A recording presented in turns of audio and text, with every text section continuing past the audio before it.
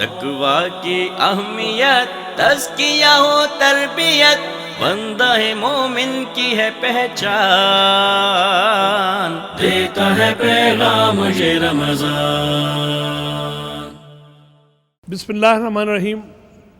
ناظرین محترم، السلام علیکم ورحمۃ اللہ وبرکاتہ۔ پیغام رمضان کے ساتھ اعجاز احمد حاضر خدمت ہے۔ تربیت اور تزکیہ اس رمضان میں ہم نے اس پر فوکس کیا اور ہم سیکھنا چاہ رہے ہیں کہ اس رمضان کی روشنی میں پوری زندگی کیسے گزاری جائے۔ ہماری خوش قسمتی کہ ہمیں ایسے اچھے موضوعات ہماری ریسرچ سیل سے ملتے ہیں، ہم اپنے مہمانوں تک ان سوالات کو پہنچاتے ہیں، باتیں کرتے ہیں موضوعات کے حوالے سے، پھر پوری تیاری کے ساتھ آپ کی خدمت میں حاضر ہوتے ہیں۔ یہ بات عام طور پر کی نہیں جاتی، لوگ کہتے ہیں کہ نہیں ہم تیاری کے بغیر شروع ہو گئے، لیکن میں سمجھتا ہوں کہ اچھا طالب علم اپنا سبق تیار کرتا ہے۔ آپ بہت اچھے نقاد بھی ہمارے، ہم سنتے ہیں روز جو آراء آپ کی آتی ہیں، سوالات آپ کے آ رہے ہیں۔ آج ہم رمضان کے اس دن میں بات کر رہے ہیں فطری طرز زندگی، نیچرل لائف سٹائل کیا ہونا چاہیے، نیچر کیا ہے، لائف سٹائل کیا ہے، اور اس کو ہم آہنگ کیسے ہونا چاہیے۔ اگر ہم آہنگی نہیں ہے تو اس کے اثرات کیا ہیں، نتائج کیا ہیں۔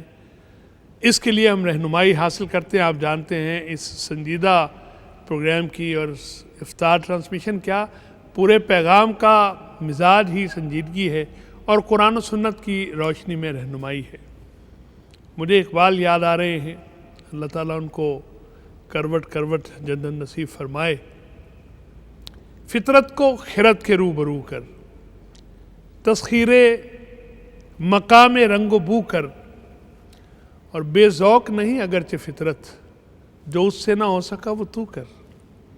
تو آج اسی موضوع پر بات کرنے کے لیے حسب معمول ہمارے ساتھ ہماری سرپرستی کے لیے موجود ہیں پروفیسر ڈاکٹر محمد حماد لکھوی۔ آپ ممبر ہیں قرآن بورڈ کے اور آپ ڈین ہیں فیکلٹی آف اسلامی اسٹڈیز پنجاب یونیورسٹی، اور اس کے ساتھ ساتھ آپ جانتے ہیں، میں اس لیے یہ عرض کرتا ہوں کہ یہ بات ہے ہی بار بار کہنے کی، ملکی اور بین الاقوامی سطح پر آپ نے جو دین کی ترویج کے لیے خدمات سر انجام دی ہیں، اللہ رب العزت انہیں قبول فرمائے، اور جہاں جہاں آپ کی آواز پہنچی ہے وہاں وہاں ہم نے دیکھا ہے تبدیلی آئی ہے اور آ رہی ہے۔ ان کے ساتھ تشریف فرما ہے یار دیرینہ محترم اختر عباس۔ لوگ آپ کو پھول کہتے تھے اور پھر اس پھول نے پورے گلشن کی سیر کی ہے۔ پورے پاکستان میں آپ موٹیویشنل اسپیکر کے حوالے سے، اور میں سمجھتا ہوں کہ یہ اگر میں یہ کہوں کوئی ایک تربیت کرنے والا فرد، مربی، یہ حیثیت آپ کی سب سے زیادہ نمایاں ہے۔ جب آپ پھول کھلاتے تھے اس وقت سے لے کر اب تک، آپ کا اس وقت اپنا ادارہ بھی ہے، اور یہ ان لوگوں میں سے ہیں کہ میں اکیلا ہی چلا تھا جان میں منزل، لیکن لوگ ملتے گئے، کارواں بن گیا۔ آپ اس وقت ہائی پوٹینشل آئیڈیاز اور نیا زاویہ آپ سنتے ہیں، کلپس دیکھتے ہیں، آپ اس کے سربراہ ہیں، اور پورے ملک میں آپ کے پھول جیسے باتوں کی اور خطاب کی خوشبو جو ہے وہ بکھری پڑی ہے۔ میں آپ دونوں احباب کا دل کی عطا گہرائیوں سے شکر گزار ہوں۔ اللہ رب العزت آپ کے علم اور عمل میں اور وقت میں برکت عطا فرمائے۔ آپ تشریف لائے ہیں پیغام کے اسٹوڈیوز میں پیغام کو عام کرنے کے لیے۔ ڈاکٹر صاحب، ابھی میں اقبال کی بات کر رہا تھا، ذرا فطری اور غیر فطری کا فرق آج ہمارے ناظرین کو سمجھائیے۔ بسم اللہ الرحمن الرحیم۔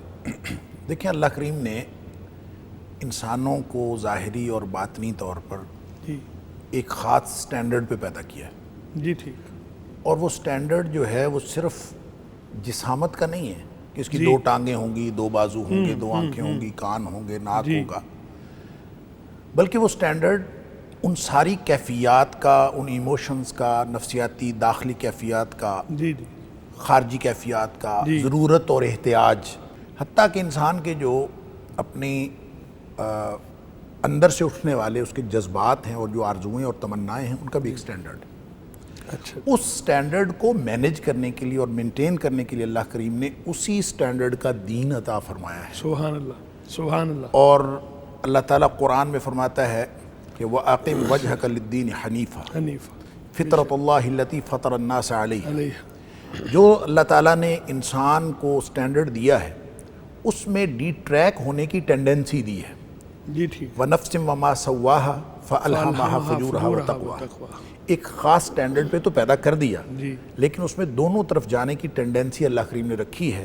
جی یہ بہتری کی طرف بھی جا سکتا ہے یہ بدتری کی طرف جا سکتا ہے. جی احسن تقویم سے پیدا ہونے والا یہ اسفل سافلین میں بھی جا سکتا ہے. جی ٹھیک.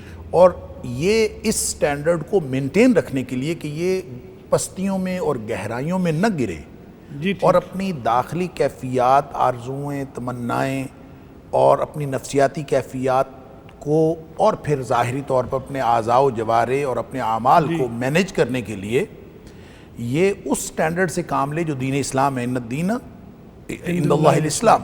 اس اسلام کو کام میں لائے. اب یہ فطرت ڈیمیج ہوتی ہے یہ فطرت ہے.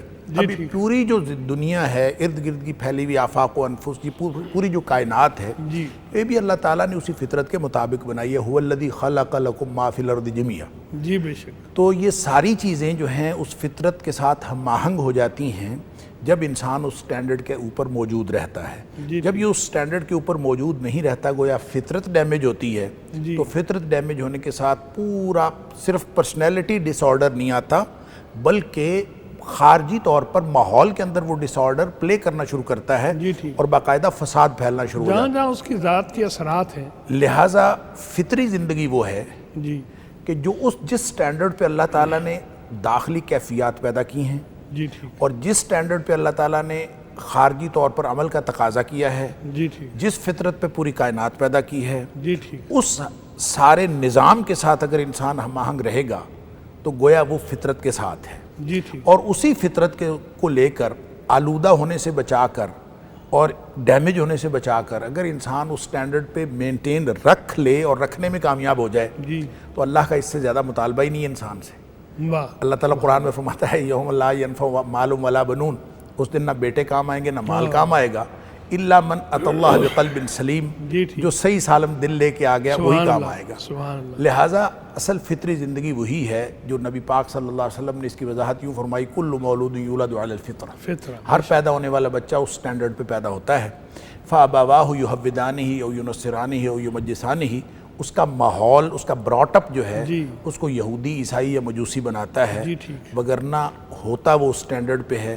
لہٰذا پوری زندگی کے امتحان کو اور اس نظام امتحان کو جو الذی خلق الموت والحیات لیبلوکم ایکم احسن عملا میں بتایا اس امتحان کو اگر فطرت کے حوالے سے دیکھیں تو گویا امتحان صرف یہ ہے کہ کون اللہ کی دیے ہوئے اس نظام فطرت کے مطابق زندگی گزارتا ہے اور کون فطرت کے اس نظام کی خلاف ورزی کرتا ہے. بس اسی کا امتحان. یعنی مراد یہ ہوا اختر صاحب کے دین سے مراد ہم چند رسومات لیتے ہیں تو دین تو لائف سٹائل ترجمہ ہم اس کا کر سکتے ہیں طرز حیات اور یہ کامل بھی ہے اور اسلام اس کا جو ورشن ہے یہ ہمارے سامنے موجود ہے. لیکن آج کل یہ ہوا کہ لاک ڈاؤن ہر طرف پابندیاں تو اس کے نتیجے میں کیا ہم فطری طرز حیات چاہے لوگ مانتے یا نہیں مانتے جو ماننے والے اس دین کو اور جو نہ ماننے والے کیا توہم و کرہن وہ اس فطرت کے قریب ہو گئے؟ چند روز پہلے ایک بڑی دلچسپ خبر تھی کہ امریکہ میں ایک صاحب نے لاکھوں ڈالر پہ فطرت کے قریب جا کے گھر کرائے پہ لیا ہے. یعنی اب تک کی انسانی تاریخ میں یہ سب سے مہنگا گھر ہے. جی ٹھیک. اردو میں تو بڑا شرارتی سا لفظ استعمال کیا جاتا ہے کہ فطری لباس میں یعنی جو چیزیں اللہ کے قریب یا اس کے جس میں سسٹم کے قریب ایگزیکٹلی جو نیچر کے قریب ہوتا ہے. جی ٹھیک. لائک ہم شہروں میں رہتے ہیں اور بڑے خوبصورت گھر ہوتے ہیں بڑے آرام دہ گھر ہوتے ہیں پر اس کو عام طور پہ اردو میں بھی ہم یہی کہتے ہیں کہ یہ سیمنٹ اور گارے کے پہاڑ ہیں. مرد کوہستانی شہروں میں نہیں پایا جائے گا. جی ٹھیک. وہ قدرت کے قریب پہاڑوں پہ ہوگا. جی ٹھیک. یا سمندروں کے قریب ہوگا یا کھلی جگہ پہ جس کو آج کی زبان میں ہم کہتے ہیں کہ اس نے فارم ہاؤسز بنائے ہیں. آپ نے یعنی بہانے سے اقبال کو دہرا دیا، فطرت کے مقاصد کی کرتا ہے نگہبانی، Exactly. یا بندہ ہے صحرائی یا مرد کوہستانی. جی ٹھیک. جی بالکل. اچھا، ایسے کبھی ہم اپنی زندگی میں جو شہروں میں بہت اچھی گزر رہی ہوتی ہے، جی جی جب بھی قدرت سے زیادہ انسپائر ہونا چاہتے ہیں، قریب ہونا چاہتے ہیں، انجوائے کرنے کے علاوہ اللہ کو فیل کرنا چاہتے ہیں، جی جی جی تو وہ پہاڑوں پہ جاتے ہیں. ہاں، اس ماحول سے باہر نکلتے اس ماحول سے باہر، چونکہ بے شک. ہم منہ سے تو نہیں کہتے پر ہم جانتے ہیں یہ ہمارا اپنا بنایا ہوا ہے. جی ٹھیک ہے. اچھا، اسی طور پہ کبھی دیکھیں کہ جو بندہ زیادہ اعلیٰ ظرف ہو ہم اسی کو فطری مانتے ہیں. جی ٹھیک. جو بندہ سخاوت میں سخی ہو، دل کا بڑا ہو، مہمان نواز ہو، تو یہ فطری خوبیاں ہم اسی کی مانتے ہیں. جی. حیادار ہو، ہم اسی کو مانتے ہیں کہ یہ اللہ کی کہی ہوئی، یا بہت سی چیزیں ہیں جو ان ریٹن ہیں پر قدرت سے جڑی ہوئی ہیں، جی بے شک. ایک دوسرے کو ہیلپ آؤٹ کرنے والی. جی لکھا ہوا ضروری تو نہیں ہے، دکھائی بھی تو دیتے ہیں نا، مناظر ہیں. اچھا، جتنے لوگ ان پچھلے کچھ سالوں سے اتغرل کو دیکھ رہے ہیں، جی تو بہت سے لوگوں کو لگتا ہے کہ اس کا جو وہ کائی قبیلہ تھا جس طور پہ رہتا تھا کھلے میدانوں میں، خانہ بدوشوں میں، تو اس کے اندر بھی ایک فطرت کی قربت تھی. جی جی جی لیکن ایک چیز تو ڈاکٹر صاحب طے ہے، جی انسان ہمیشہ سے چیزوں کو ڈیویٹ کرنے کا اس کے اندر دائیا بہت شدید پایا جاتا ہے. یعنی ایسا نہیں ہے کہ خود، یعنی حضرت موسیٰ کے عہد میں اللہ نے جو تختیاں دی تھیں تو نبی کے ہوتے ہوئے بھی لوگوں نے ڈیویٹ کیا تھا. جی ایسے. تو اب بھی کتاب کے ہوتے ہوئے ڈیویٹ کرنے کی جبلت تو انسانوں کے اندر پائی جاتی ہے. جی ٹھیک. اور البتہ یہ ہے کہ ہر عہد میں لوگ دھیرے سے، محبت سے کہیں نہ کہیں یاد دہانی کراتے رہتے ہیں. جی ٹھیک. یوں فطرت کی طرف رغبت کا ایک فطرت کے نمائندے ایگزیکٹلی انبیاء و مرسلین. جی ٹھیک. اچھا، میں آج سوچ رہا تھا کہ فطری اس ڈسکشن میں جی میں ڈاکٹر صاحب سے یہ پوچھوں جی کہ نبی صلی اللہ علیہ وسلم کے زمانے میں ظاہر لوگ ایک فطری طور پہ رہتے تھے. جی جی جو رشتے تب تھے وہ اب والے حالات میں نہیں ہیں. جی ٹھیک. تب ہم نے حدیثوں میں نہ تو سسر، ساس، نندوں کا نام سنا، تو کیا ان کا نہ ہونا فطری تھا، یا جیسے اب یہ رشتے ہماری زندگی کو بہت زیادہ پالوٹ کر دیتے ہیں، لڑتے ہیں لوگ ان چیزوں پہ، اور ایون اپنی نوم سے، اپنے دین سے، اپنی ساری چیزوں سے، بائنڈنگ سے کچھ ایسی چیزوں کی وجہ سے ڈیویٹ ہو جاتے ہیں اور ایک اچھی خاصی زندگی میں زہر بھر جاتا ہے اور بندہ فطرت سے دور ہو جاتا ہے. جتنا غیر فطری ہوگا تکالیف میں اتنا اضافہ تو ہوگا. جی تو یہ ضرور اصل میں اگر اس کا آپ اگر اجازت دیں جی تو بات اصل میں یہ ہے کہ دیکھیں سسرالی ایک رشتہ داری ہے، اور وہ رشتہ اگرچہ مشروط ہوتا ہے نکاح کے ساتھ، لیکن وہ رشتہ بھی فطری ہے. اللہ تعالیٰ نے قرآن میں جو فطری رشتوں کا تذکرہ کیا ہے، اور نبی صلی اللہ علیہ وسلم نے جن فطری رشتوں کا تذکرہ کیا ہے، ان میں سے کچھ فطری رشتے ہیں جو غیر مشروط ہیں. یعنی والدین کے ساتھ رشتہ غیر مشروط ہوتا ہے، آپ بہن بھائیوں کا رشتہ غیر مشروط ہے، اولاد کا رشتہ غیر مشروط ہے. لیکن یہ جو سسرالی رشتہ داریاں ہیں یہ ساری کی ساری ایک نکاح کے ساتھ مشروط ہیں. لہٰذا ساس جو ہم کہتے ہیں نا ماں جیسی ہوتی ہے، یہ ماں جیسی ہو سکتی نہیں ہے. وہ جڑا ہے ایک شرط کے ساتھ رشتہ، اور ماں کا رشتہ ہے غیر مشروط. اللہ کریم نے جہاں رشتے گنوائے ہیں وہاں رشتوں میں مشروط فطری رشتے بھی گنوائے ہیں اور غیر مشروط جو فطری رشتے ہیں وہ بھی گنوائے ہیں. اور ظاہر ہے ہر ایک کی اپنی محبت ہوتی ہے اور اپنی کشش ہوتی ہے. اس لیے قرآن پاک میں بھی اور احادیث میں بھی جو آپ نے کہا کہ یہ جو اسپیسیفکلی نام لے کے، جس طرح ہم نے یہاں پہ نام رکھے ہوئے ہیں کہ یہ سسر ہے، یہ سالہ ہے، یہ جیٹھ ہے، یہ دیور ہے، یہ تو ہماری کلچر کی پیداوار ہے نا. شریعت اب وہ انگریزی میں بردر ان لا اور سسٹر ان لا ہو گئے ہیں، تو یہ تو کلچرز جب مرج کرتے ہیں تو یہ مختلف قسم کی زبانوں کے یہ اصطلاحات ڈیولپ ہوتی ہیں اور نام رکھے جاتے ہیں. وگرنہ رشتے نبی پاک صلی اللہ علیہ وسلم کے دور میں بھی موجود تھے اور ان رشتوں کی قدر و قیمت بھی موجود تھی. البتہ ان کا ایک اپنی حیثیت ہے، وہ فطری ہے لیکن مشروط ہے، جبکہ باقی رشتوں کی حیثیت غیر فطری ہے اور غیر مشروط ہے. فطری ہے اور غیر مشروط ہے. ہم بریک میں اختر بھائی کے سسرالی رشتہ داروں کے حوالے سے بھی ڈسکشن کر سکتے ہیں. نہیں بریک کے بغیر بھی آپ آن ایئر بھی کر سکتے ہیں، کوئی ایسی بات نہیں. وہ خود میرے سسرالی نہیں، میں مجموعی طور پہ نہیں ٹھیک ہے، وہ میں تفنن طبع کے لیے عرض کر رہا ہوں. آپ اگر دیکھیں، میں بریک سے بعد میں آپ اگر بات کرنا چاہیں تو دیکھیں سورہ توبہ کی جو آیت نمبر 23 ہے غالباً، یا 24 وہ اس کے بارے میں سارے رشتے وہاں اللہ کریم نے گنوا جی دیے، گنوائے۔ اور اس میں آپ اس لسٹ میں اس کو اس تناظر سے اگر فطری حوالے سے دیکھیں تو اس میں آپ کو بہت ساری عبرتیں، نصیحتیں اور ہدایت کا سامان بہت سارا مل میرے پاس اصل میں سوالات آج تو بہت زیادہ ہیں، انٹرنل بھی اور ایکسٹرنل بھی ہمارے ریسرچ سیل نے دیے، لیکن باہر سے بہت زیادہ ہمیں 2 سوالات کرتے ہیں۔ آپ بھی سوال کیجئے، ہمارا نمبر آپ کی اسکرین پہ آتا ہے، تو آپ سوالات کر سکتے ہیں۔ یہ پروگرام آپ دیکھ رہے ہیں، ہم آپس میں بات کرتے ہیں، یہ کچھ ایسا سلسلہ نہیں ہے کہ آپ پر رب علم یا حیبت علم ہم نے طاری کرنی ہے، سیکھنے کے لیے بیٹھے ہیں، اساتذہ تشریف فرما ہیں۔ تو ایک چھوٹا سا وقفہ لیتے ہیں، پھر ملتے ہیں انشاءاللہ العزیز۔ تقویٰ کی اہمیت، تزکیہ و تربیت، بندہ مومن کی ہے پہچان، دیتا ہے پیغام یہ رمضان۔ تقویٰ کی اہمیت، تزکیہ و تربیت، بندہ مومن کی ہے پہچان، دیتا ہے پیغام یہ رمضان۔ Welcome back. پیغام رمضان، تربیت اور تزکیہ نفس۔ پیغام ٹی وی کی اسپیشل افطار ٹرانسمیشن میں آپ ہمارے ساتھ شریک ہیں، آپ سن رہے ہیں، اور آپ سنتے بڑی توجہ اور محبت سے، اس کا یقیناً آپ کو فائدہ ہوتا ہے، آپ کے دائیں بائیں روشنی پھیلتی ہے۔ آپ جانتے ہیں ہمارے ساتھ آج فطری طرز حیات کے موضوع پر گفتگو کرنے کے لیے پروفیسر ڈاکٹر محمد حماد لکھوی صاحب اور ان کے ساتھ ہمارے دوست محترم اختر عباس صاحب تشریف فرما ہیں۔ میں پھر شکر گزار ہوں۔ ڈاکٹر صاحب، لائف سٹائل ہمارا دین کے حوالے سے میں نے عرض کیا، یہ جو اس وقت ہم مسلمان ہیں الحمدللہ، ایک اسلامی ریاست میں ہم رہ رہے ہیں، ہمارا جو طرز حیات ہے، کیا یہ سارے کا سارا اسلامی ہے یا مغرب سے ماخوذ ہے یا یہ کچھ مکسچر بن گیا ہے، اور اس کے نتائج کیا نکل رہے ہیں؟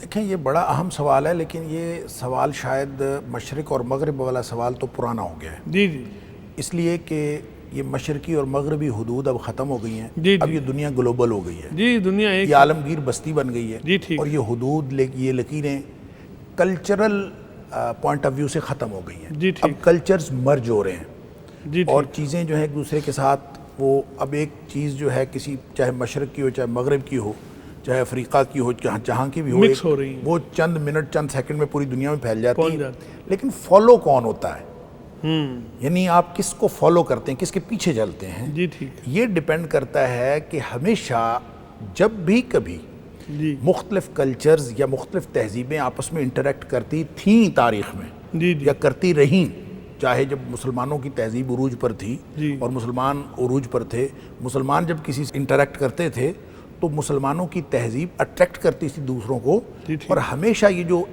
امپیکٹ ہوتا ہے، یہ جو فلو آف امپیکٹ ہے، یہ جو تاثیر ہے، یہ ہمیشہ سٹرونگر ٹو ویکر جاتی ہے، جی ٹھیک، یعنی مضبوط تہذیبیں ہمیشہ اوور کم کرتی ہیں اور اثر ڈالتی ہیں جو کمزور کمزور تہذیبوں پر۔ جی ٹھیک، لہٰذا یہ تو سادہ سی بات ہے، اس دنیا میں اس وقت اگر آپ دیکھیں گے جی، تو مغرب بطور اصطلاح، بطور علاقہ نہیں، جی، بلکہ مغرب بطور اصطلاح، جس میں فار ایسٹ کے ممالک بھی شامل ہیں، اس میں جی، جاپان کو بھی شامل کر لیں، اس میں آسٹریلیا اور نیوزی لینڈ کو بھی شامل کر لیں، جی جی، تو مغرب بطور اصطلاح جو ہے، جس کے اندر ایک خاص قسم کا کلچر ہے، وہ ڈومینیٹ کر رہا ہے پوری دنیا پہ۔ جی ٹھیک، اور جب بھی کبھی اگر کبھی ایسی کوئی غلبہ افریقہ کے لوگ ممالک کو حاصل ہو جائے، جی، تو یہی لوگ جو ہیں وہ حبشیوں جیسا بننے کی کوشش کریں گے، لوگ اپنا رنگ کالا کرنے کی کوشش کریں گے۔ جی ٹھیک، یہ تو ایک لوگوں کا ٹرینڈ ہے، اور جی، فطری طور پر لوگ مال، اسباب اور دنیا کے اندر جو ان کا غلبہ ہے اس کو دیکھ کر لوگ اٹریکٹ ہوتے ہیں۔ الناس والا دین ملوکہم، الناس والا دین ملوکہم بھی ہے، اور پھر جو انسان کے دل میں محبت ہے سب سے زیادہ، جس کو انسان اپریشیٹ بھی کرتا ہے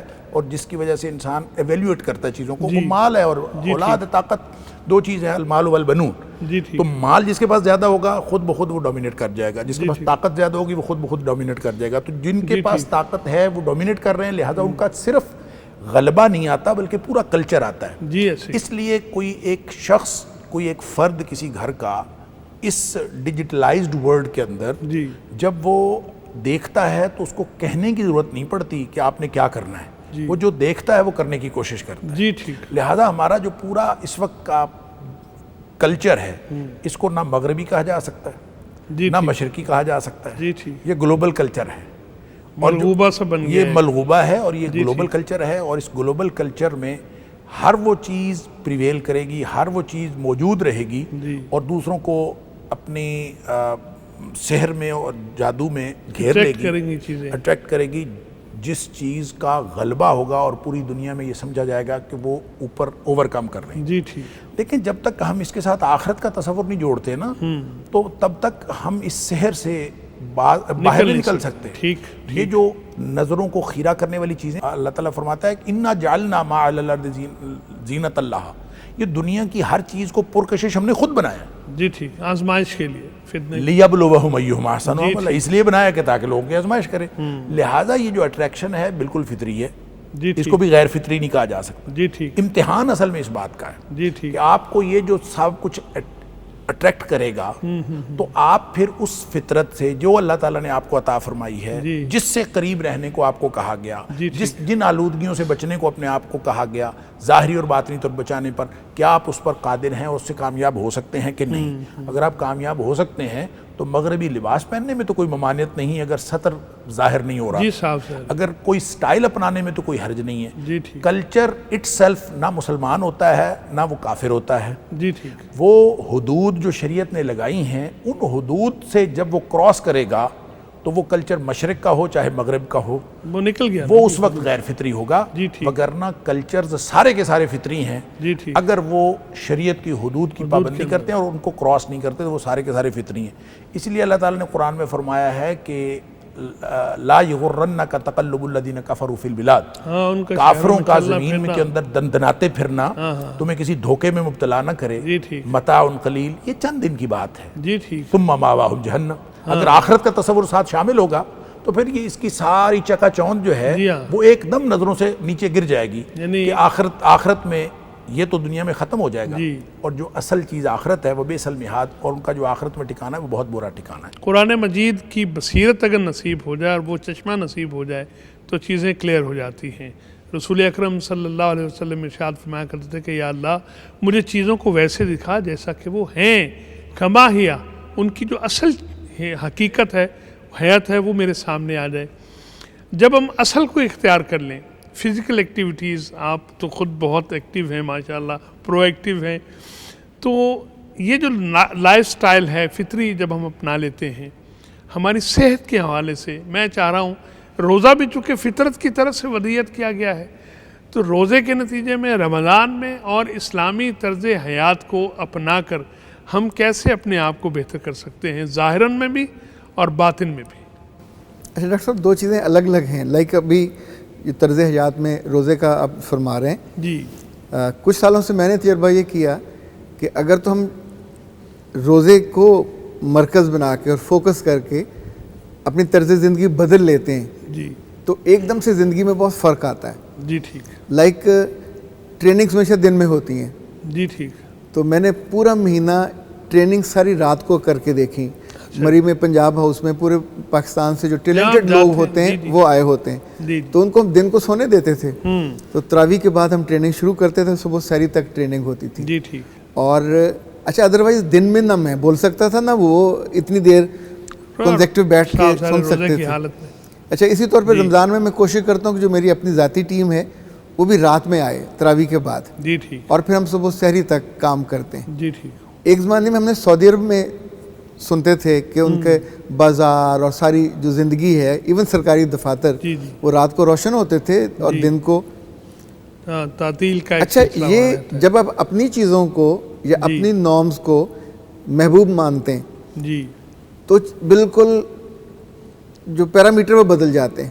جی ٹھیک. مجھے یاد ہے ہم بچپن سے اپنی زندگی میں دیکھتے ہیں مصروفیات ظہر کے بعد, عصر کے بعد, مغرب کے بعد, عشاء کے بعد, نمازوں کے اوقات, تو نمازوں کے اوقات کے ساتھ جڑی ہوئی ہیں مصروفیات. کسی کو ٹائم دینا ہے, ایون کھانا کھانا ہے. جی. اچھا یہ ایک پورا طبقہ ہے جو دین کی اصطلاحوں سے محبت کرتا ہے. جی ٹھیک. تو دین ان کے رگو پے میں جیتا ہے. جی ٹھیک. دوڑتا ہے خون کی طرح. وہ ان کی اصطلاحیں مختلف ہوں گی, طرز زندگی بھی فرق ہوگا. جی ٹھیک. اچھا جہاں لنچ, ڈنر, آفٹرنون, نون, وہاں کا بالکل فرق ہوگا. جی. اب لائک بہت سے لوگ ہیں جو رات کو دیر تک جاگتے ہیں جی پھر سو جاتے ہیں، ہوں نتیجہ کیا ہوتا ہے فجر ضرور قضا ہوتی ہے. جی ٹھیک. اچھا بھی ان کا طرز زندگی بن گیا لمبا جاگنا. تو زندگی میں اب ہم نے اللہ کے رسول سے سنا کہ جس کی فجر گئی جی ہاں زندگی سے خیر و برکت بھی، رزق بھی سب کم ہو جاتا ہے. جی جی اچھا میں نے پریکٹیکلی کر کے دیکھا کہ میرا اپنا جو کام کا مزاج ہے وہ 3 بجے تک ہم آفیشیل کام کرتے ہیں. جی ٹھیک. اب اس کے بعد گھنٹہ ڈیڑھ رہتا ہوتا ہے نماز فجر کا. جی جی اگر آپ پرائرٹی ہے تو اب تھوڑا اس کو لمبا کر لیتے ہیں، جی ٹھیک. فجر پڑھ کے سو جاتے ہیں. یہ رمضان کے دنوں میں آپ رمضان کے دنوں میں practice خاص کرتے طور ہیں. پہ جی ٹھیک. رمضان کے دنوں میں. لیکن میں تو عام معمول میں بھی کہ بجائے اس کے جب آپ کا فوکس ٹھیک ہو اپنی چیز کو بچانے کا، محفوظ رکھنے کا، یا اس کی پرائرٹی پہ. دیکھیں دنیا میں چیزیں ہمیں اچھی کون سی لگتی ہیں؟ جو خوبصورت ہوتی ہیں. جی ٹھیک. اچھی کون سی لگتی ہیں؟ جو کامیابی دلاتی ہیں یا جس کو ایکسیپٹیبل مانی جاتی ہیں کہ یہ اچھی ہیں، اسی کو ہم کامیابی مانتے ہیں. جی ٹھیک. اب ہمارا من اس بات پہ اگر یکسو نہیں ہے کہ ہماری کامیابی کس کس چیز سے جڑی ہوئی ہے تو ظاہر وہ پرائرٹی نمبر 2 3 4 پہ چلی جائے گی. تو جب ہم فطری نظام سے قریب ہوتے ہیں، رب سے قریب ہوتے ہیں، فطرت کے قریب ہوتے ہیں، تو اس کی دی ہوئی ذمہ داریوں کو، اس کی اصطلاحوں کو، جی اس کے کاموں کو وہ ہماری پرائرٹی بنتے ہیں. جی ٹھیک. یعنی پھر ہم سفر بھی عام طور پہ یوں شروع کرتے ہیں کہ اس سفر میں میری نماز ضائع نہ ہو. ہاں ترتیب بناتے ہیں. یعنی ظاہر بیچ میں بہت سی چیزیں ایسی ہوتی ہیں جو آپ کے بس میں نہیں ہوتی. جی ٹھیک. پر جب آپ کی پرائرٹی ہو، ایسے بہت سے لوگ میں نے دیکھے ہیں جو جاتے ہیں شادیوں پہ اور اس لحاظ سے تو اپنے بالکل ٹائم کو دیکھتے ہیں کہ اس میں ان کی اصل عبادت یا جو فرض چیزیں ہیں وہ ڈسٹرب نہ ہو جائیں. اچھا جب یہ ترجیح نہیں ہوتی تو جو مرضی کریں آپ. جی ٹھیک. پھر مغرب کو الزام دیں یا مشرق کو دیں، جنوب کو دیں یا شمال کو دیں. اچھا جو آپ فرما رہے ہیں آپ تو خیر ایک خاص فیلڈ میں، لیکن عمومی طور پر تو جو ہم سنتے ہیں پڑھتے ہیں جو تعلیم ہے وہ جو ڈاکٹر صاحب early to bed early to rise makes a man healthy wealthy and wise. Doctor صاحب یہ پرانی بات ہوگی، اب نہیں مانی جاتی.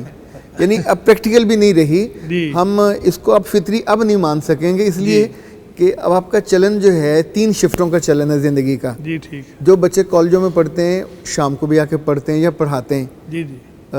رات کا کھانا 9-10 بجے ہوتا ہے، اس کے بعد انہیں ہوم ورک کرنا ہوتا ہے یا ظاہر فیس بک پہ بیٹھنا ہے، یوٹیوب پہ بیٹھنا ہے. آپ کے پورے لائف سٹائل میں ایک بہت بڑی وائٹل تبدیلی آ گئی ہے. جی. اس کا تعلق فطرت سے لڑنے کا نہیں ہے، اس کا تعلق معاشی ضرورتوں سے ہے.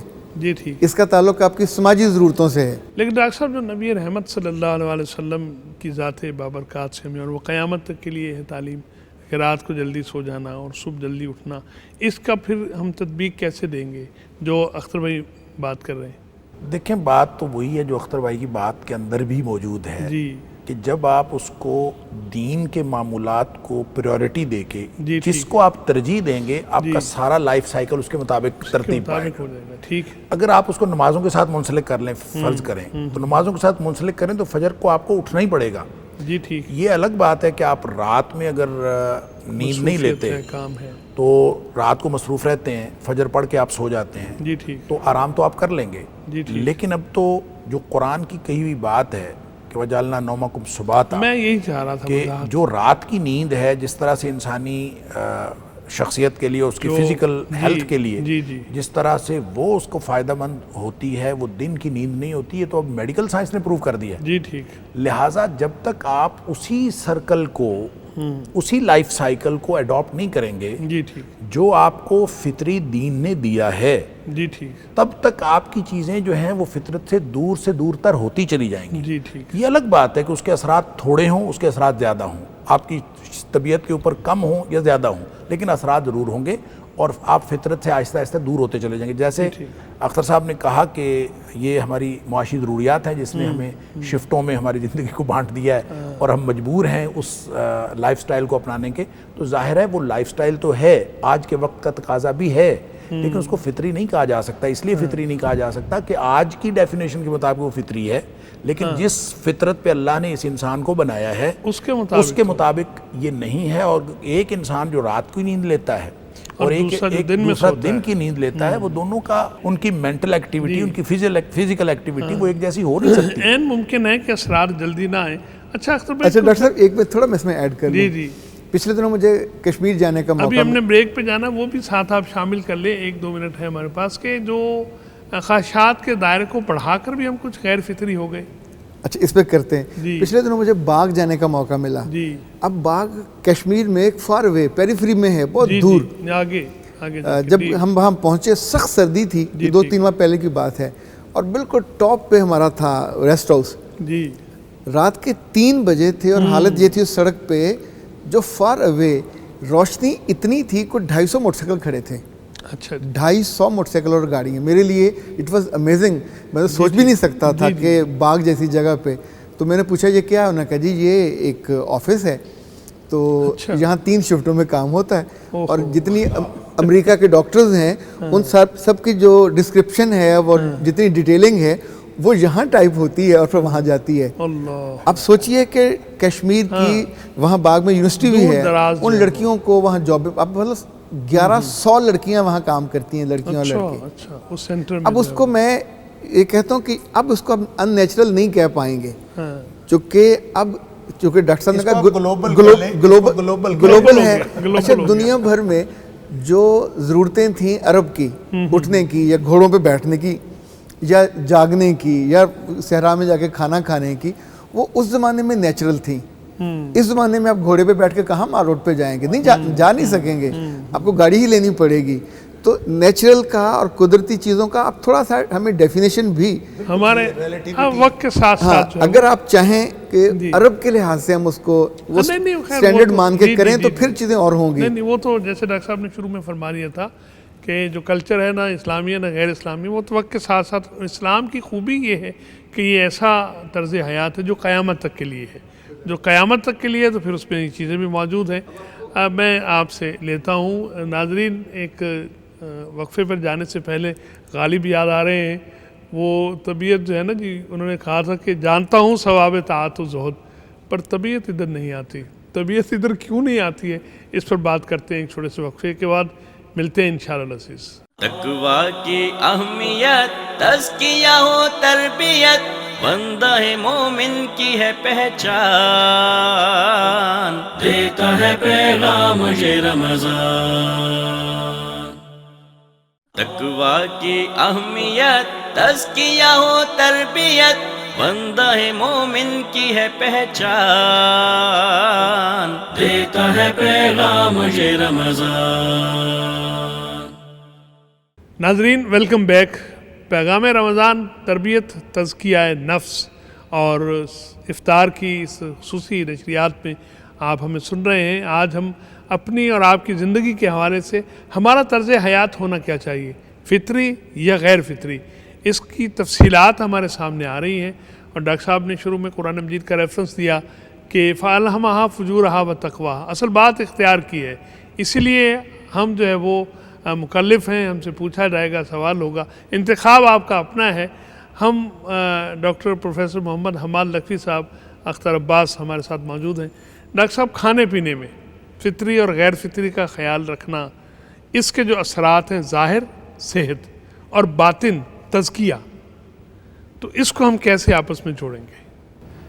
देखिए, अल्लाह ताला ने दुनिया में जितनी भी चीज़ें पैदा की हैं वो ज़ाहिर इंसानों के फ़ायदे के लिए हैं। जी ठीक। अनलेस के इंसान उसको इस्तेमाल करने के लिए कोई तरीक़ाकार गलत इख्तियार कर ले, जी ठीक, या फिर उन चीज़ों के इस्तेमाल में उन हुदूद की पाबंदी ना करे जो शरीयत ने लगाई। जी ठीक। उसमें मिसाल के तौर पर हलाल और हराम की पाबंदी। जी ठीक। एक और पाबंदी भी है जो फितरी है। जी जी। एक तो शरई है जी जी, जो हलाल और हराम की है। जी जी। एक फितरी पाबंदी भी है, अच्छा जी, वो तैयब और खबीस की है। तैयब और खबीस, ठीक ठीक। और तैयब और खबीस की जो पाबंदी है, देखिए खबीस वो होता है जिसकी तरफ फितरत इंसानी, सलीमुल फितरत इंसान, उसकी तबीयत इबा करती है, वो खबीस है। वो नफूर है जिस चीज़ के अंदर इंसानी फितरत रगबत रखती है वो तैयब है। जी ठीक। लिहाजा एक तो तैयब का माना पाक और खबीस का माना नापाक है, जो हिल्लत और हुर्मत के साथ वाबस्ता है तसव्वुर। जी ठीक।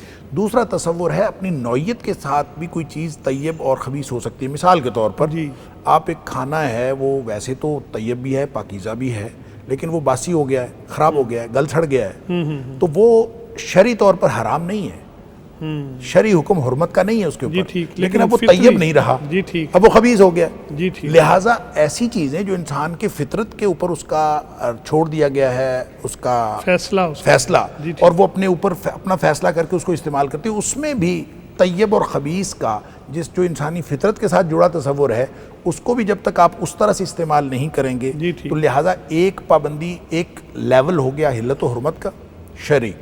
لہٰذا حرام چیز جب آپ استعمال کریں گے تو ممکن نہیں ہے کہ اس کے برے اثرات آپ کی طبیعت کے اوپر نہ ہوں۔ جی ٹھیک، حلال چیز استعمال کریں گے تو ممکن نہیں ہے کہ اس کے اچھے اثرات آپ کی طبیعت کے اوپر نہ ہوں۔ جی ٹھیک، ہمارے ایک دوست ہوا کرتے تھے، امریکہ کی جیلوں میں کام کرتے تھے، ریٹائرڈ ڈی آئی جی تھے شاید کوئی پاکستان سے، انہوں نے مجھے خود بتایا، وہ کہتے ہیں کہ ہم وہاں پہ جیلوں پہ کام کرتے ہیں اور جیلوں میں وہاں پہ کھانے کی جو ہے نا کاؤنٹر ڈیفرنٹ ہے، جی ٹھیک، تو مسلمانوں کا جو کھانا ہے وہ مسلم امام کی اجازت کے بغیر بغیر مسلم کو نہیں دیا جا سکتا، جی ٹھیک، تو ایک آدھ دن وہ کہتے ہیں دے دیتے ہیں ہم وہ حلال کھانا، اچھا، اس کو مازلم فوڈ وہاں پہ کہتے ہیں، جی وہ کہتے ہیں کہ ہم ایک آدھ دفعہ وہ لوگ دے دیتے ہیں، جی لیکن دوبارہ اگر وہ مانگتا ہے کھانا تو وہ کہتے ہیں امام سے اجازت لو، اور وہ کہتے ہیں ایک دن وہ کھانا کھاتا ہے نا ہاں، تو وہ اپنی طبیعت کے اندر تبدیلی محسوس کرتا ہے، اللہ اکبر، اور پھر وہ آ کے وہ کہتا ہے مجھے دوبارہ پھر وہی والا کھانا نکال دیا، ڈکاریں شکاریں ٹھیک آ جائیں، انسان کو ہاضمہ ٹھیک ہو جائے، صحیح صحیح، تو وہ دوبارہ آ کے کھانا مانگتا ہے، وہ کہتا ہے وہ کہتا نہیں پہلے امام سے اجازت لے کے آؤ، اجازت لیں، وہ کہتا ہے واٹس امام،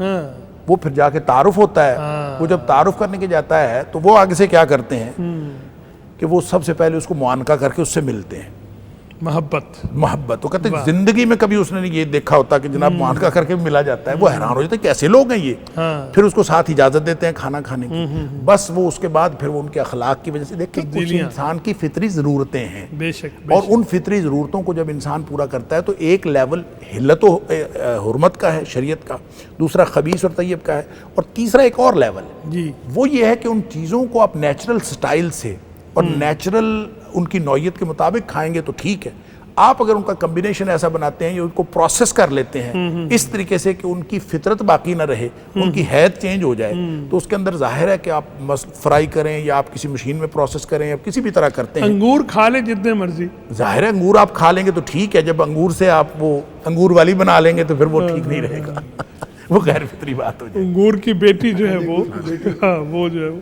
اچھا اختر صاحب یہ فرمائیے کہ ہم اس لاک ڈاؤن نے آپ سے میں نے پوچھا، اچھا ڈاکٹر صاحب اگر ہم اس سے پہلے میں اسی میں ذرا ایڈ کر لوں، جی جی فرمائیے آپ، جب ہم چھوٹے گاؤں جاتے تھے جی جی، تو ہم نے کبھی اپنی دادی کو دوپہر میں دادا کے لیے کھانا جاتا تھا، چچا کے لیے کھانا جاتا تھا، اب نہیں جاتے، نہیں اب نہیں جاتے، اب نہیں جاتے، ہاں جی، وہ اب فطرت کچھ اور ہو گئی ہے، صحیح۔ اچھا تبدیلیاں یہ ہم نے اب آ کے پڑھا کہ دیسی گھی کو روٹی کے اوپر لگانا چاہیے جی اور ٹھیک، اس کی اصل حالت میں کھانا چاہیے، ہاں ہاں ہاں، تو وہ سم ٹائم تو شام کو پورا پیالہ بھر کے پی جاتے تھے اللہ، اور دادی ان کو ریگولر دیتی تھی، جی تو ہماری بہن پوچھتی تھی میں جی تینوں بہت چنگا لگتا ہے، ہاں اچھا انہیں حیرت ہوتی تھی کہ کیسے پی گئے، ہاں، اب سارا دن وہ جو کام کرتے تھے مشقت والا ان کی تو پوری رگوں میں، اور ماشاءاللہ 90 سال تک وہ ہی واز ویری ایکٹیو۔ جی ماشاء اللہ، پراٹھے کے اندر وہ دیسی گھی نہیں لگاتے تھے، وہ روٹی کے اوپر چوپڑنے کے لیے کرتے تھے۔ ہاں ہاں ہاں، اچھا اسی طور پہ ہم نے دیکھا تھا کہ مہمانوں کے جانے پہ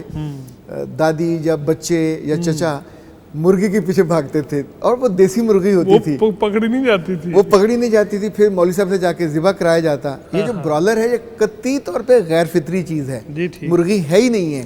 اچھا ان کے پاس وہ ایک پیالہ اور ساتھ کھیر اور ایک گلاس دودھ وہ پہنچتا تھا ختم کے لیے، وہ کرتے تھے۔ ٹھیک، اچھا اب آپ دیکھ لیجئے شہروں میں پھر اب دیسی مرغی کی طرف لوگوں کو رجحان ہوا، اب ہر بڑی کمپنی دیسی گھی بنا رہی ہے، پچھلے کئی سال ڈاکٹروں نے منع کیے رکھا، بناسپتی آتا رہا، جی جی جی، اچھا پھر واپس آپ چیزیں فطرت کی طرف لوٹ رہی ہیں، جو سبزیوں کی طرف جا رہے ہیں جی، جو نیچرل حالت میں ہوتی ہیں، اسی طور پہ جتنی نیوٹریشنسٹ ہیں آپ جو فرما رہے ہیں اسی میں اضافہ بھی کر لیجئے، میں اشارہ دے دوں محاذ کہ بریسٹ فیڈنگ ہم نے مغرب کی نقالی میں ختم کی، ایگزیکٹلی، تو اور کینسر جو ہے وہاں ڈاکٹرز اس بات کی کرتے ہیں بہت زیادہ تاکید کہ اپنے بچے کو بریسٹ فیڈ کیجیے، تو یہ چیزیں تو پھر واپس جا رہی ہیں۔ اسی طرح ہمیں پتہ چلا کہ جو لمس ہے ماں کا یا باپ کا بچے کے ساتھ، جتنا وہ لمبا ہوتا ہے اتنی ہی وہ تربیت آپ سے زیادہ لیتا ہے، اتنا ہی آپ کے ساتھ، یعنی عرب جو دانشور ہیں وہ تو کہتے تھے کہ 3 ساڑھے 3 سال کی عمر تک بچے کا 70% جو وزڈم ہے، دانائی ہے، پرسنالٹی وہ مکمل ہو جاتی ہے۔ ٹھیک ہے، اچھا پرانی اب دیکھیں جتنے بادشاہ تھے ان کے بچے کہیں ان کی آیوں کے ہاتھ نہیں بنتے تھے، نہ ان کی ملکاؤں کے ہاتھ. ملکائیں صرف دل خوش کرنے کے لیے تھیں. بچے جس کو بادشاہ بننا ہوتا تھا وہ اچھے اساتذہ کے پاس جاتے تھے، کھلی جگہوں پہ، اتالیق جو ہے وہ اتالیق کے پاس. اچھا وہاں جا کے ان کو وہ گھڑ سواری بھی سیکھتے تھے، نیزہ بازی، تلوار بازی بھی سیکھتے. فطرت کے قریب جب جو واپس اہل آتے تھے مکہ 8-10 سال میں تو اس کی ایک چیزوں کی ویلیو، قدرت کی قربت جی ٹھیک ہے جی اور چیزوں کو جاننا. مجھے یاد ہے ایک استاد نے ایک شاگرد کو کھانا کھانے سے پہلے ایک تھپڑ مارا تو بعد میں وہ بادشاہ بنا. لیکن اس دوران ایک دفعہ اس شاگرد نے پوچھا اپنے استاد سے، مجھے آپ نے کیوں مارا؟ اس نے کہا تمہیں میں نے اس لیے مارا کہ تمہارا قصور نہیں تھا، تمہیں برا محسوس ہوا. جب تمہارے پاس اختیار ہوگا، اقتدار ہوگا، ایک نیچرل طاقت ہوگی نا، تب تم نے یاد رکھنا کہ ایک اتنی سی بات پہ تمہیں برا لگا تھا. جی ٹھیک. تو جب تم لوگوں کے ساتھ ناانصافی کرنے پہ کبھی سوچو بھی کتنا برا تو اس لمحے کو یاد کرنا.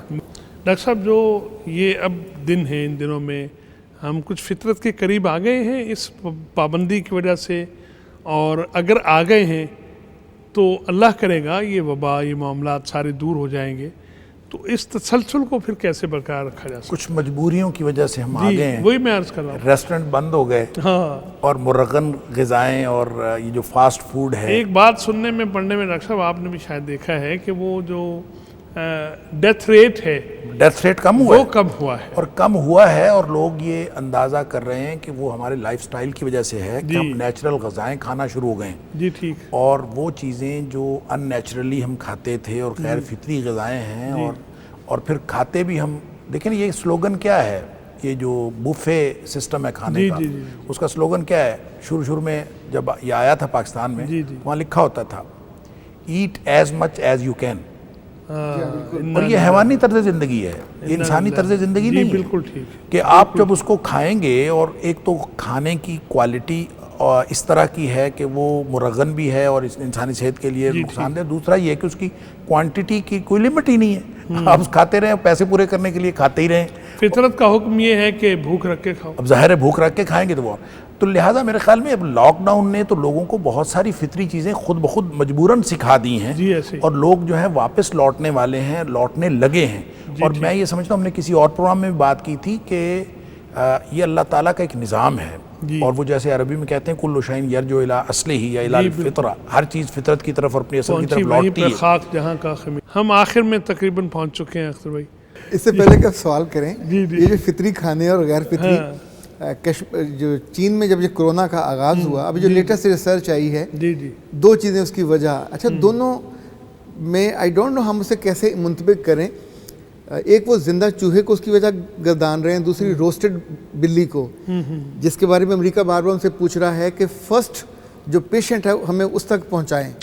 شروعات کہاں سے ہوئی، جڑ کہاں پہ ہوئی. اگر نیچرل کے لحاظ سے دیکھا جائے تو چین کی جو نیچر ہے، یا چین کا جو نیچرل ٹینڈنسی ہے جانوروں کو اور حلال حرام کے بنا ہر طرح کے کھانے کو تخصیص نہیں. اچھا اس پہ میں سوچتا ہوں کہ اگر یہ وجہ ہو اس بیماری کی تو پھر صدیوں پہلے ہو جانی چاہیے تھی. یعنی خرم مراد صاحب جب آپریشن کے لیے گئے تو انہوں نے اپنے بیٹے کے نام خط لکھا، حسن مراد کے نام، ڈاکٹر حسن مراد، کہ جب میں فوت ہو جاؤں، یہ تیسرا ان کا آپریشن تھا، کہ جب میں فوت ہو جاؤں لوگ تمہارے پاس تعزیت کرنے آئیں گے تو کوئی ڈاکٹر کو الزام دے گا، کوئی دوائی کو الزام دے گا، کوئی میرے آپریشن کے ٹائمنگ کو الزام دے گا. تو اتنا یاد رکھنا یہ تینوں جھوٹ ہوں گے. میں نہ کسی ڈاکٹر کی وجہ سے مروں گا، نہ میڈیسن کی وجہ سے، اللہ اکبر، نہ کسی آپریشن کے ٹائمنگ کی وجہ سے. یہ اللہ کا ٹائم جو میرا طے ہے، جو ہی وہ مکمل ہوگا تو میری واپسی ہو جائے گی. مجھے لگتا ہے یہ کرونا جو جس سے مرضی ہم الزام لگائیں، میرے رب کی یہ پلاننگ ہے. اس نے اپنی قدرت دکھائی ہے، یعنی جتنی اس کی طاقت ہے ایک ایسے ذرے سے جو نظر بھی نہیں آتا، یعنی عام آپ اسے نگاہ سے دیکھ بھی نہیں سکتے. ابھی میں نے ایک ویڈیو دیکھی جس میں ایک امریکی فوجی منہ کے اندر ہاتھ ڈال کے تو تھوک اپنے ہاتھ پہ لگا کے ایسے اس نے ملا، پھر وہ بس میں اس نے پورے ڈنڈے پہ لگایا، اور وہاں سے ظاہر پہ جس چیز نے ہاتھ لگتا گیا تو ایک چند لمحوں میں 200-250 بندہ وہاں سے اس کا ہوا. اب یہ الزام ان پہ لگا رہے ہیں کہ انہوں نے اس کو پروڈیوس کیا، اور بلکہ اس شہر کا نام بھی، اس جگہ کا نام بھی آ رہا ہے. یہ آنے والے دنوں میں لڑائی چلنی ہے، لیکن میں تو اس لڑائی سے ہٹ کے جو سوچتا ہوں کہ بہت سارے سلیم الفطرت لوگوں کو قدرت کے قریب جانے کا موقع ملا. جی ٹھیک. آرگینک اور نان آرگینک کا جو تھا وہ زیادہ غلبہ ہوا. اسی طور پہ جو تعلقات تھے ان میں جو نیچرل ایک ٹینڈنسی تھی محبت کی وہ بڑی ہے. جی ٹھیک. لوگوں کو خود اپنے ساتھ بات کرنے کا موقع ملا. میں نے ایسے بہت سے لوگ دیکھے جنہوں نے زندگی میں کبھی اشراق اور چاشت نہیں پڑی تھی، کبھی سوچ بھی نہیں سکتے تھے. ظاہر ہے ایک اندر تو کہیں نہ کہیں آپ نے اپنے دادے کو نانے کو دیکھا ہوتا ہے. جی جی موجود پر آپ اپنی مصروفیات کے اس عذاب میں ایسے پھنسے ہوئے ہوتے ہیں کہ نکل نہیں پاتے. تو اس مجبوری میں لوگوں نے یہ کر مالک نے فرصت فراہم کی. سوال یہی تھا، جواب آپ نے بغیر سوال کے دے دیا. میں نے جانا یہ گویا یہ بھی میرے دل میں ہے. ناظرین محترم، بڑی پرلطف گفتگو ہے، اختتام کو جی نہیں چاہ رہا. علم اور اس کے ساتھ جو آپ سمجھیے کہ خوبصورتی، دونوں چیزیں آج جمع ہوئی ہیں ہمارے اسٹوڈیوز میں. اللہ کرے یہ نشستیں، یہ مجلسیں سلامت رہیں اور ان کے عکس اور پرتو گھروں میں نظر آئیں. آپ کے ہاں اس طرح کی نشستیں اپنے بچوں کے ساتھ وہ جو موقع ملا ہے محبت کا، قربت کا اور فطری جو ایک سلسلہ ہمارے گھروں میں پیدا ہوا ہے پھر سے لوٹنے کا، ابھی اگر جبرن بھی ہوا ہے اس کا تسلسل برقرار رکھا جا سکتا ہے، اس کو آگے بڑھایا جا سکتا ہے. میں آج کی اس نشست کے آخر میں اپنے دونوں معزز مہمانوں کا بار دیگر شکر گزار ہوں. پروفیسر ڈاکٹر محمد حماد لکھوی صاحب ہمیں روز وقت دیتے ہیں اور ہمارے لیے بڑے اعزاز کی بات ہے آپ آج تشریف لائے.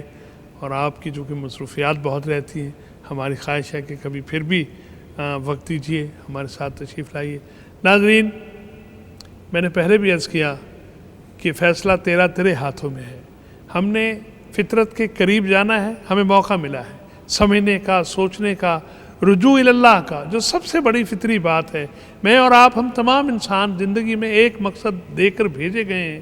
میری اور آپ کی منزل اللہ رب العزت ہے اور اسی کی بارگاہ میں ہم دعا کرتے ہیں، سجدہ ریز ہوتے ہیں. یہ وقت بڑا قیمتی ہے، قبولیت کے لمحات ہیں. اللہ رب العزت یہاں موجود تمام لوگوں کو، آپ سب کو جو دیکھنے والے ہیں، محبت کرنے والے ہیں، جنت الفردوس میں رسول اکرم صلی اللہ علیہ وآلہ وسلم کی ہمسائیگی کا شرف عطا فرمائے اور اپنے دیدار سے ہمیں بہرمند فرمائے. اس کے ساتھ ہی اپنے اعجاز احمد کو اجازت مرحمت فرمائیے. السلام علیکم ورحمۃ اللہ وبرکاتہ. ایمان کی شبنم، رحمت کی چھم چھم، آیا نیکیوں کا ایسا موسم، برکت کے لمحے، تسبیح کے نغمے، نیکیوں کی بوندیں ٹپ کے ٹم ٹم. تقویٰ کی اہمیت، تزکیہ و تربیت، بندہ مومن کی ہے پہچان. دیتا ہے پیغام یہ رمضان، دیتا ہے پیغام یہ رمضان.